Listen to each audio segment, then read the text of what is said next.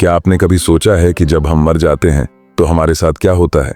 क्या आत्मा बस यूं ही गायब हो जाती है या फिर कोई अनदेखी यात्रा शुरू होती है?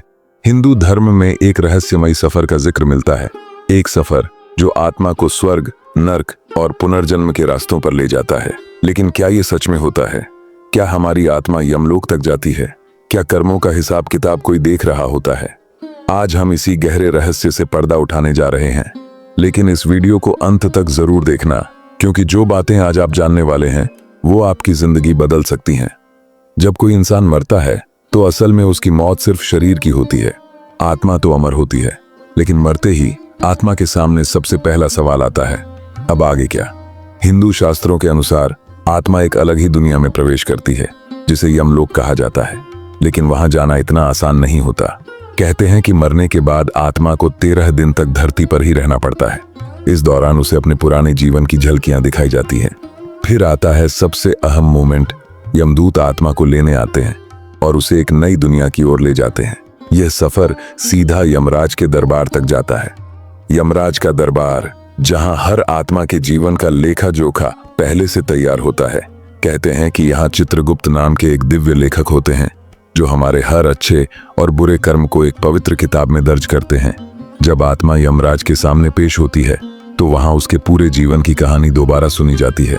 अच्छे कर्मों को देखा जाता है, बुरे कर्मों को गिना जाता है और फिर तय होता है स्वर्ग या नर्क। लेकिन सवाल यह उठता है कि स्वर्ग और नर्क असल में कैसे होते हैं?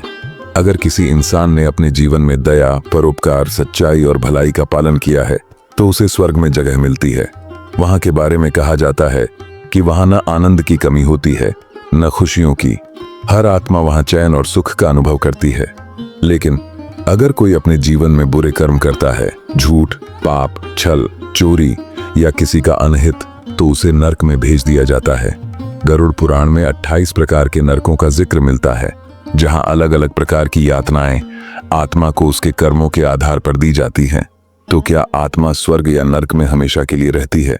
नहीं, क्योंकि कहानी यहीं खत्म नहीं होती। स्वर्ग और नर्क दोनों ही आत्मा के लिए अस्थायी पड़ाव होते हैं। वहां आत्मा को उसके कर्मों का फल मिलता है, लेकिन कुछ समय बाद उसे फिर से धरती पर लौटना पड़ता है। यह प्रक्रिया पुनर्जन्म कहलाती है। भगवद गीता कहती है कि आत्मा एक पुराने कपड़े की तरह शरीर को छोड़ देती है और फिर एक नए शरीर में प्रवेश करती है। लेकिन यह नया जन्म कैसा होगा? इंसान बनेगी या किसी और रूप में जन्म लेगी? यही सवाल हमारे कर्म तय करते हैं। अगर जीवन में पुण्य किए हैं तो आत्मा को श्रेष्ठ जन्म मिलता है, एक अच्छे परिवार में सुख सुविधाओं के साथ। लेकिन अगर पाप किए हैं तो आत्मा को पशु, कीट या किसी निम्न योनि में जन्म लेना पड़ता है। अब सवाल यह उठता है कि क्या आत्मा इस चक्र से कभी मुक्त हो सकती है? जवाब है हाँ। जब कोई इंसान पूरी तरह से आत्मज्ञान प्राप्त कर लेता है, जब वह भौतिक सुखों और मोह माया से ऊपर उठ जाता है, तब उसे मोक्ष मिलता है। मोक्ष का मतलब है इस जन्म मृत्यु के चक्र से हमेशा के लिए आजादी। यह वही अवस्था है जहां आत्मा को पूर्ण शांति मिलती है और वह भगवान के साथ एक हो जाती है। लेकिन यह मोक्ष हमें तभी मिलेगा जब हम अपने कर्म सुधारें। अगर हम अभी भी लालच, क्रोध, घृणा और ईर्ष्या में फंसे हैं तो यह चक्र चलता रहेगा।